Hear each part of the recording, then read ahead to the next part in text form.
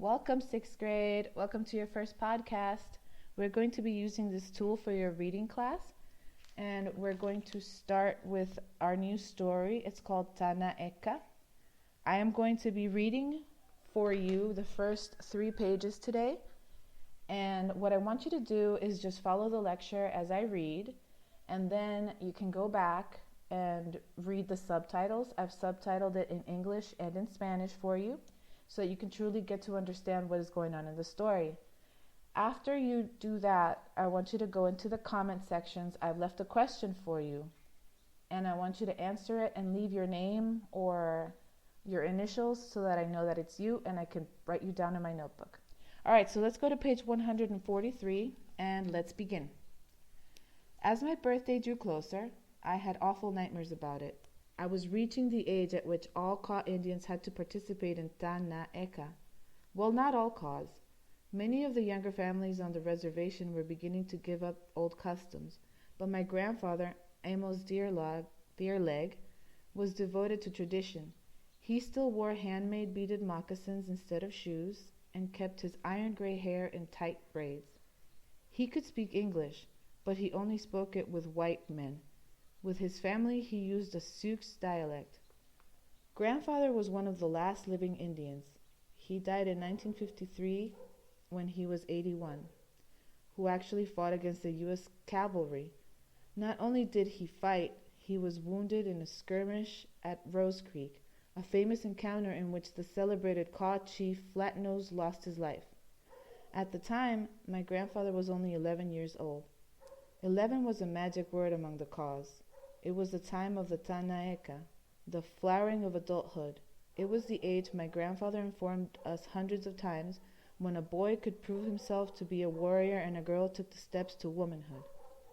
I don't want to be a warrior. My cousin, Roger Dearleg, confided to me, I'm going to become an accountant. None of the other tribes make girls go through the endurance ritual, I complained to my mother. It won't be as bad as you think, Mary, my mother said, ignoring my protests. Once you've gone through it, you'll certainly never forget it. You'll be proud. I even complained to my teacher, Mrs. Richardson, feeling that, as a white woman, she would side with me. She didn't. All of us have rituals of one kind or another, Miss Richardson said. And look at it this way. How many girls have the opportunity to compete on equal terms with boys? Don't look down on your heritage. Heritage indeed!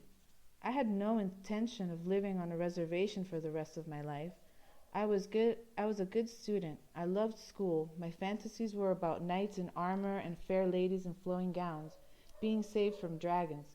It never once occurred to me that being an Indian was exciting. Okay, page 144. But I've always thought that the Kaw were the originators of the women's liberation movement. No other Indian tribe, and I've spent half a lifetime researching the subject, treated women more equally than the Kaw.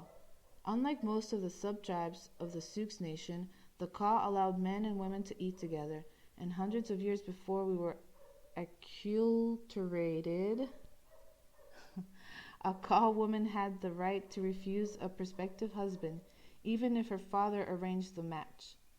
The wisest women, generally wisdom was equated with age, often sat in tribal councils.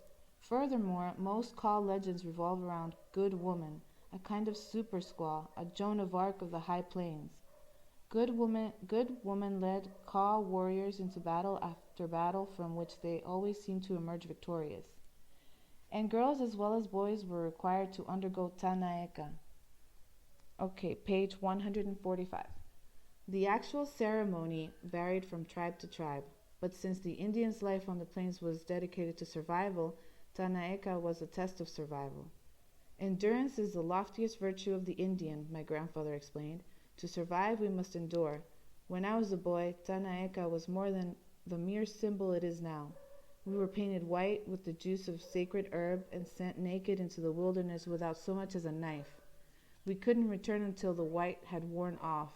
It wouldn't wash off. It took almost 18 days. And during that time we had to stay alive, trapping food, eating insects and roots and berries, and watching out for enemies. And we did have enemies. Both the white soldiers and the Omaha warriors who were always trying to capture cowboys and girls undergoing their endurance test. It was an exciting time. Okay, so we're going to stop here at page 145, and we will pick up on 146 for the next podcast. So don't forget, go down to the comment section and answer those questions. Well, it's only one question.